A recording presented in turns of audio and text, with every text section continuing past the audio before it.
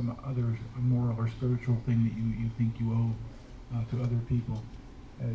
One of the things that drives every presidential election is the turnout has always been the economy. And immigration is just a side subject to that larger narrative. I've got a question here. Actually, it's for Captain Ford, and it has to do with if someone invades your home, any of our homes, illegally, what is the process or what is the law? Are you able to shoot them?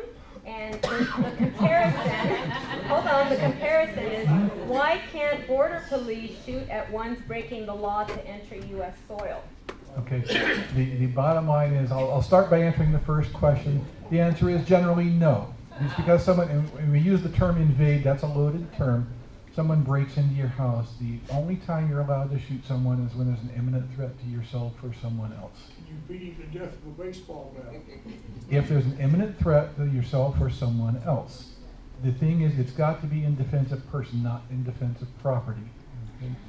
That's been the law for years and years and years. I couldn't even tell you when my entire 38 years that's been the rules. So long before I was around, it says a lot of people have different ideas about what the law says, but generally speaking, it's been settled by the Supreme Court years and years ago.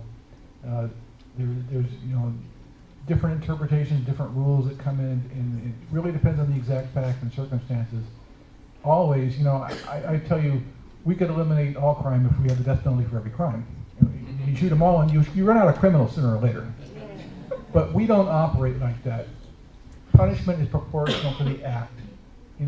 We don't execute people for running stop signs. We'd stop traffic accidents real quick, but there wouldn't be a lot of people left to drive the cars around. So it's got to be proportional to what it is that they're talking about. So as far as shooting them at the border, it says, what's the real danger to persons posed by people crossing the border? Generally speaking, is it somebody with an AR-15 running drugs across the border? That's a real threat to someone. Even some of the coyotes that run the immigrants across carry some heavy weaponry. Those are real threats. Those need to be dealt with as the threats that they are. But people that are just coming here illegally, whether you agree with it, they should be here or not, we don't shoot people for that particular crime. Got it. We are nearing the end here, and I hope I've been able to incorporate a lot of your questions as the conversation is flowing. Does anyone want to touch on number 9 anymore? Quotas, amnesty, fines for employers, deportation. Did we cover that okay? Because we are going to move on to, did you have one last comment? I think in general we've done a disservice, and this is me speaking as an organizer and an immigrant rights activist. I think we've done a disservice proposing that there is a solution to illegal immigration, because the truth is migration is a human phenomenon. It's not something you can stop. It's something that has happened since before there were countries, since before there were laws, since before there was a written language. Migration is going to happen. Illegal immigration is actually caused by statutes which criminalize people for crossing, most of the time, like I mentioned, to save their lives. We need to have an honest conversation. If we want a globalized economy where people and goods and services move across borders fluidly, when we have a digital economy where I can work with someone in Singapore anytime I want, then we also have to have a conversation about how we address our borders, how we address people who are coming in here. Because we're not doing this the right way, clearly. There are 12 million people like myself who work, go to school, have families, many of who are native-born US citizens, permanent residents, and other legal immigrants. And the issue doesn't disappear with one immigration reform. Especially not one that criminalizes new entries, especially not one that builds new jails and detention centers and incentivizes the criminalization of immigrant communities. So I just want to make sure that when we talk about the solution for legal immigration, well, the question is very simple, it's legalization, right? The longer term question is, how do we address migration? How do we address labor needs? And how do we address the fact that our economy is now global? Mr. Brown. I don't know if a lot of you guys follow this, but besides illegal immigration, we have the Obama administration for a long time now, bringing in Muslims, thousands of them, into this country, and they're shipping them all over the place. From Sudan, they're all over through Wyoming and stuff. So I hear this thing, the plight of the justification to come here illegally is because there's a gun to my head or something. I feel sorry for people that are being threatened, but the honest thing is, we cannot keep taking in all the people in the world that are having a rough time. It's just, we won't be able to sustain ourselves. I mean, it's just not going to work.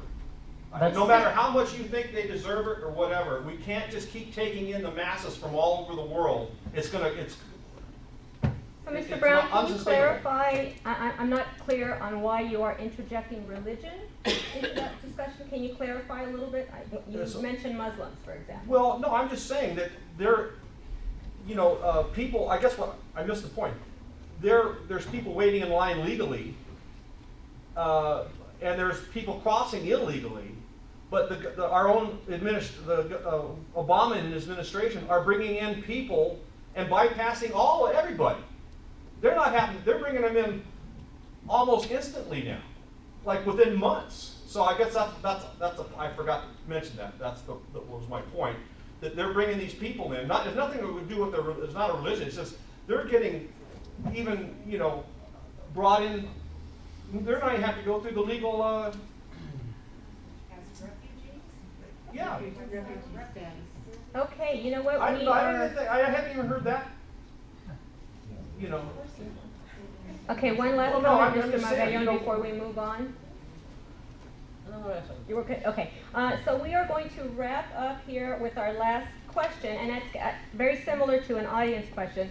Are immigrants who are here illegally a burden or a benefit to the U.S. economy? And somebody else kind of reworded it for us. How would you describe America's immigration problem boiled down to 1 or 2 sentences? Is that possible? Let's try. Who wants to start with some closing remarks on this issue? I just want to remind everybody that immigration is about supply and demand. If there are jobs, people is going to come. If there are no jobs, people is going to leave. Maybe next time they are going to go to China instead of coming here. So, no, do you know, let me tell you, the thing is that we cannot turn the clock back. Whatever you lost it. Now it's a new century, new things, we have to overcome all those challenges. Immigration is good. This is why this country is the #1, because so many people came with so many good ideas and to work very hard. And maybe your parents or your grandparents came doing the same, and this is why we are the #1, and we want to continue being the #1. Captain? You ask, are the immigrants a burden or a benefit? And the answer is yes. They are both. Every person that crosses a border anywhere brings pluses and minuses with them. We may get the next genius that will solve all of our problems for food production coming across the border for whatever reason. We may get the next person that's a mass murderer coming across the border.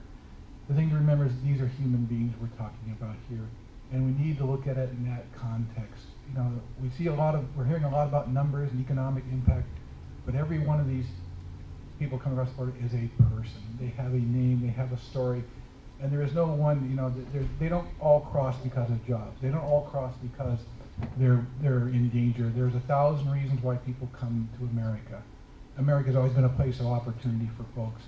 We need to recognize that, and we need to celebrate that. That's something that we should be proud of, that we have opportunities for people. I think we need to develop legal ways for people to get here so that they don't resort to other things, but I don't think we should try and close doors and let nobody come in. We want people to come here. We want people to want to be like us, to want to have what we have, and we need to help them get there the legal way. As far as allowing people to come here illegally, you hear this a lot now on the news shows and stuff. The biggest concern now, given all the worldwide terrorism, ISIS, the fanatical Islams, extremists, we don't know who's coming across the border. That's gonna, they already said they're here, and we're going to be attacked, and it's going to make 9/11 look like child's play.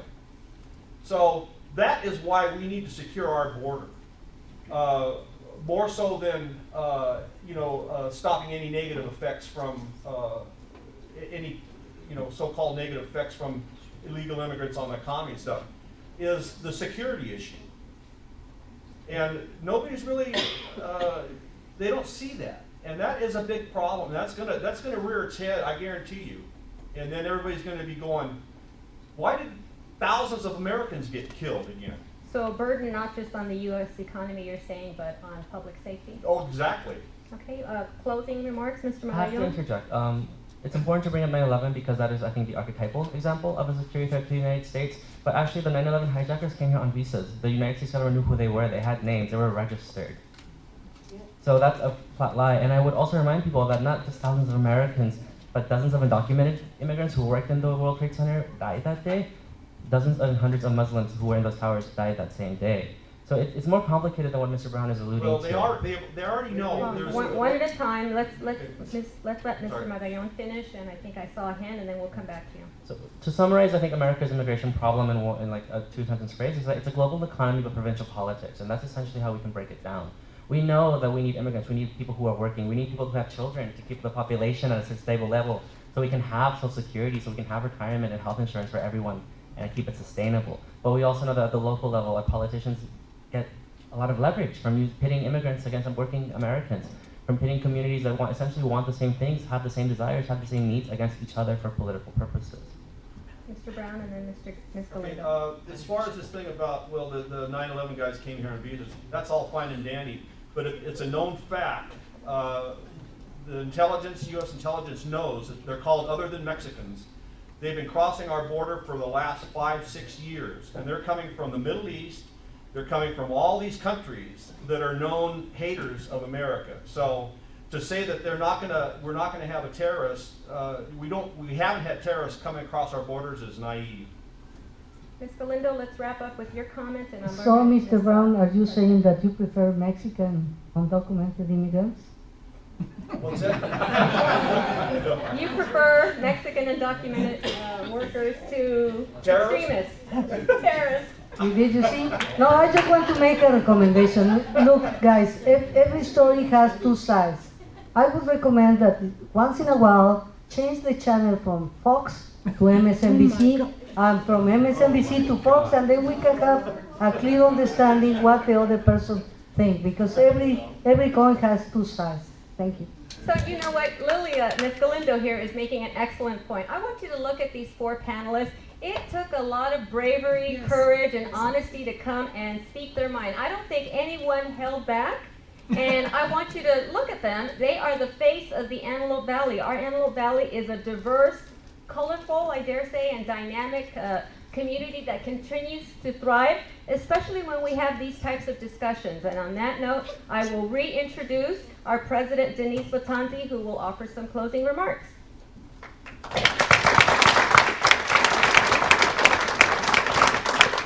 First up, I'd like to thank the panelists for making this discussion everything that I wanted it to be, that's for sure.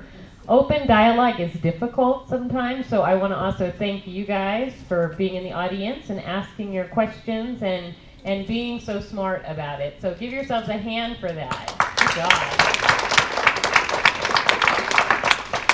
Most of all, I'd like to thank Mrs. Enoch, Sandy, for leading such a great discussion on such a tough issue. You have no idea how hard this was to put together. Thank you, Patricia Shaw, for working so hard on this. I'd like to encourage you, if you haven't thought about it, to consider joining the League of Women Voters. You can find more information at www.lwvav.org. We hope to bring you more of this discussion, and we will see you for the 2016 election cycle. Thank you so much. I hope you thank these guys in person. Thanks for coming out.